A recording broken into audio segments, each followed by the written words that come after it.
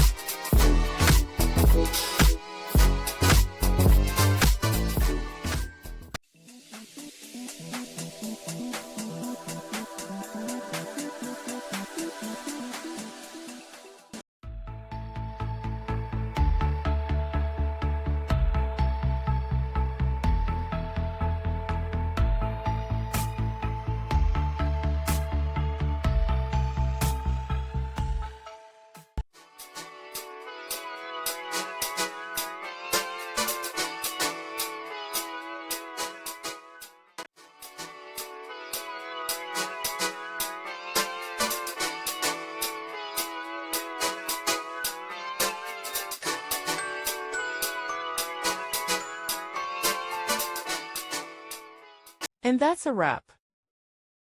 I hope you found the answer you were looking for. If you did, take a second to hit that subscribe button. It really helps out. And let me know in the comments which solution worked best for you. See you next time in the debug zone.